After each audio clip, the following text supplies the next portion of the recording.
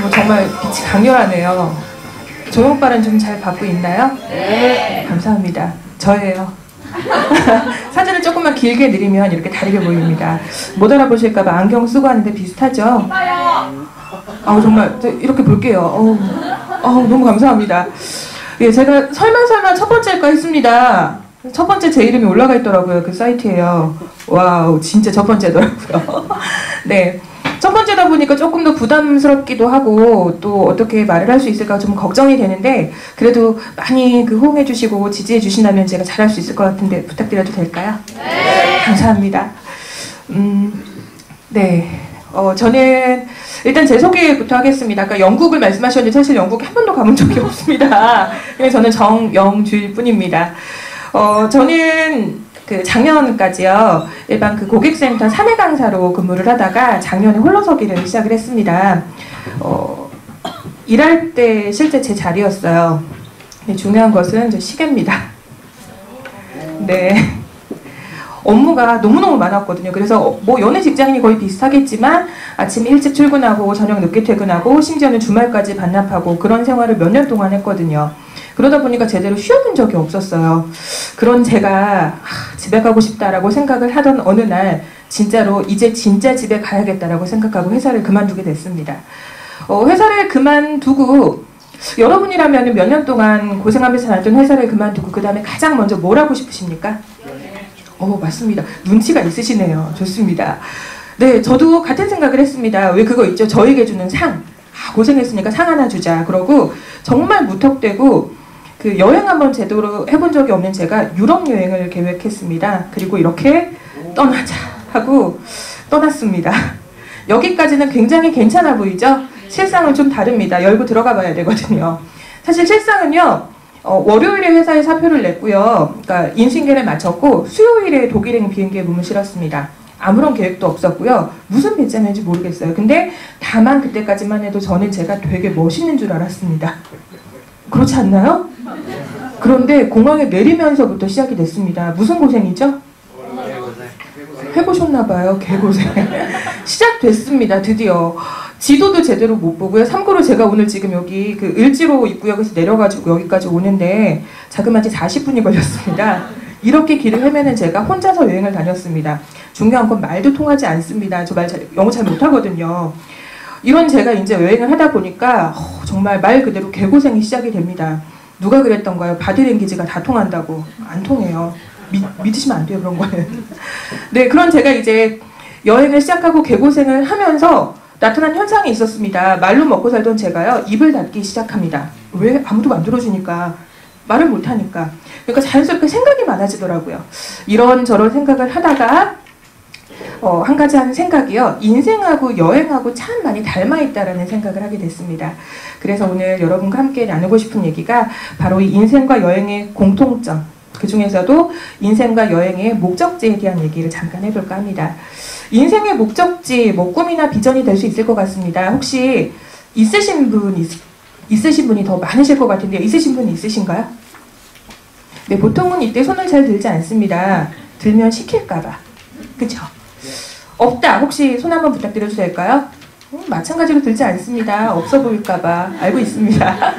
네, 대부분 인생의 목적지가 있을 수도 있고 없을 수도 있고 있다가 없어졌을 수도 있고 찾아가는 중일 수도 있고, 근데 이 두 가지에 따라서 여행하는 방법이 조금 달라야 되지 않을까. 이 부분을 다름 아니라 개고생한 여행에서 제가 답을 조금씩 찾아낼 수 있었습니다. 일단 인생의 여행의 목적지가 없다. 여러분들 혹시 목적 없이 여행을 떠난다고 한번 생각을 해보겠습니다. 목적 없이요. 우리 보통은 실제로 여행을 할 때 목적지를 가장 먼저 정합니다. 왜 그걸 가장 먼저 정하죠? 표도 끊어야 되고, 또 돈도 준비해야 되고, 어떤 준비물을 준비해야 될지 생각도 해야 되고, 이런 생각들을 해야 되기 때문에 목적지가 가장 첫 번째고, 그리고 그 나머지는 나중에 이제 하나씩 그 목적지에 따라 준비를 해가게 되죠. 근데 인생 여행은 조금 다릅니다. 제 의지로 시작한 게 아니었죠. 어느 날 밤 저희 부모님의 야릇한 목적으로 시작된 저희 인생 여행 아니겠습니까? 그쵸? 그러다 보니까 보통의 여행은 목적지를 가지고 시작하는 반면 인생 여행은 가면서 생각합니다. 나 어디 가고 있지? 어디 가야 될까? 어디 가는 게 좋을까? 사실은 없는 게 너무너무 당연한 부분이거든요. 그런데 이 목적지가 없음에 대해서 많이들 주변 사람들이 괴로워하더라고요. 돈을 왜 보낸지도 모르겠고 인생 사는 게 너무 재미도 없고 뭐 재밌는 거 없어? 의미 있는 거 없어? 이런 얘기들을 주변에서 곧잘 합니다. 근데 그 의미를 좀 찾아주고 싶었어요. 인생 목적지가 없을 때. 이게 없다는 게 꼭 나쁜 건 아니라는 생각이 좀 들었거든요. 자, 실제로 여행을 할 때 목적지가 없습니다. 뭘 들고 가시겠습니까? 지도요. 어디 갈지 모르는데요. 그냥 대충 지도 여러 개 수집해가지고. 네, 또 다른 의견 있으신가요? 가이드북. 어떤 가이드북? 어디서든 살아남는 법, 뭐 생존법 이런 거요. 이런 것도 괜찮을 것 같네요. 또 뭐가 있을까요? 사진기. 그것도 좋네요. 생각 못했었는데 좋습니다. 아직 제가 원하는 답이 안 나왔는데요. 저희 조카가 그 답을 줬습니다. 제가 이번에 이제 여행을 하면서 계획을 못하고 여행을 갔잖아요. 짐을 싸면서 너무 걱정을 하니까 저희 조카가 저보고 명답을 내려줬는데 그게 인생 여행에도 연결이 되더라고요. 너무 걱정을 하니까 이렇게 얘기합니다. 이모, 돈하고 용기만 있으면 다 해결돼. 돈 많이 가지고 가. 이렇게 얘기하더라고요. 정말 한 대 맞은 것 같았어요. 우리 집에 이런 애가 있구나. 이런 생각을 어떻게 했을까? 인생 여행도 똑같다는 생각이 들었습니다. 우리는 목적지가 있기도 하고 찾아가는 과정이기도 하지만 그 과정 안에 어떤 목적지를 만나든 공통적으로 필요한 준비물이 있다는 거죠. 실은 그게 사실 돈이 아닌가 싶었습니다. 어딜 여행 가든 돈은 필요하니까요. 그렇지 않나요? 그래서 말씀드리고 싶습니다. 아직 인생 여행의 목적지를 못 찾고 헤매는 중이시라면, 그래서 내가 사는 게 지금 아직 의미가 없다라고 느끼신다면 지금 현재 목적지를 찾아가시면서 돈을 버는 것 굉장히 의미 있는 일이라는 거죠. 아직 못 찾고 계시나요? 일단 돈 버시면 될 것 같습니다. 의미 있지 않나요? 아닌가요? 의미 있는 거 맞죠? 감사합니다. 두 번째는 이제 반대로 인생의 목적지가 있다에 대한 얘기를 잠깐 해볼까 합니다. 인생의 목적지가 저 역시 있습니다. 그 목적지가 지금 제가 하고 있는 직업, 강사라는 직업입니다. 그 목적지를 정했고요. 저는 강사가 됐습니다. 즉 목적지에 도착을 한 거죠. 목적지가 있었고 목적지에 도착을 했으면 저는 굉장히 행복해야 되는 게 맞지 않습니까? 그렇죠. 근데 제가 처음에 강사라는 그 직함을 얻었을 때요. 별로 행복하지 않더라고요. 생각만큼 기쁘지도 행복하지도 않았습니다. 아까 시계 보셨죠? 네, 이런 생활이 반복이 되다 보니까 내가 여기서 지금 뭘 하고 있지? 이런 생각들을 하게 되더라고요. 그리고 결국은 이게 아닌 것 같아라고 회사를 그만두고 여행을 떠나게 됐는데 마찬가지로 그 여행에서 또 하나의 깨달음을 얻게 됐습니다. 그 깨달음을 바탕으로 지금 여러분께 사실은 제가 뭔가 좋은 말씀을 드리는 것보다는 지지와 응원을 받고 싶어서 나온 건데요. 바로 이겁니다. 아까 앞에서 잠깐 보셨던 Finding the Story. 이게 바로 제 인생의 지도입니다. 다름이 아니라 그 여행하면 생각을 하게 됐어요. 우리가 여행을 할 때 일본에 가자, 제주도에 가자라고 계획을 합니다. 그 장소에 도착을 했습니다. 다 왔으니까 돌아가도 되나요 이제? 여행 끝났나요? 실제로는 그곳에 도착한 그 순간부터 내가 생각했던 그 목적지에 대한 제대로 된 여행이 시작이 돼야지 정상인데 저는 그 생각까지를 못했던 겁니다. 나는 강사가 되고 싶어. 강사가 될 거야. 강사가 됐네? 이게 끝이었던 거죠. 그러다 보니까 인생이 그다지 행복하지 않은 게 아니었을까라고 생각하게 됐습니다. 그래서요, 강사 될지 몇 년 만에 지금에 와서야 고민을 하기 시작합니다. 나는 어떤 강사가 될 것인가. 그리고 제가 지금 스스로 여러분께 지지와 응원을 받고 싶은 지도는 바로 이겁니다. Finding the Story, 일상의 가치를 찾아 여러분과 함께합니다. 앞서서 잠깐 그 말씀을 해주셨던 내용과 좀 일맥상통하는 부분이 있어요. 그래서 제가 사실은 이 얘기를 풀어놓을 장소로 이 장소를 선택하기도 했는데요.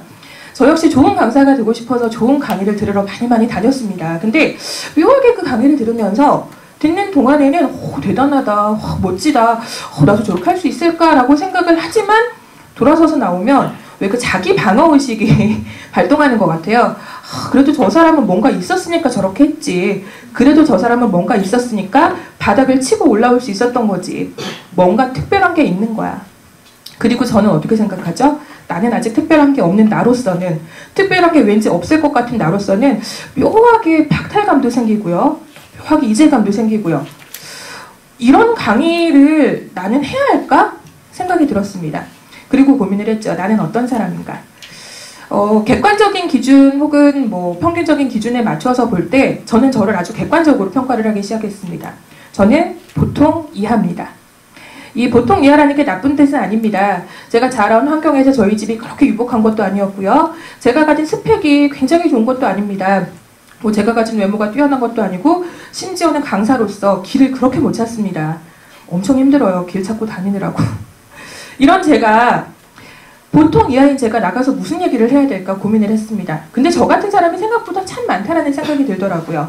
누군가 뭔가 꼭 이뤄낸 얘기를 하면서 그것에 대해서 동경하는 것보다는 아까 먼저 말씀해 주셨던 것처럼 저 역시 보통 이하의 내용을 가지고 혹은 보통 정도의 내용을 가지고 보통 이상의 행복을 느낄 수 있도록 꼭 뭔가를 이뤄낸 것만 대단한 건 아니다라는 것. 성공을 다 하게 되면 성공은 사실 1등인 거잖아요. 어떻게 생각하면 그럼 전부 다 1등하면 나머지는 누가 합니까? 그냥 그 생활에 충실하게 그때그때 하루하루를 열심히 살아가는 그 삶 자체도 행복해야 될 그 의무와 기준이 있다라고 생각을 좀 했고요. 그 기준에 맞춰서 저는 이 Finding the Story, 일상에 있는 이야기들을 찾아서 의미를 부여하기 시작했습니다.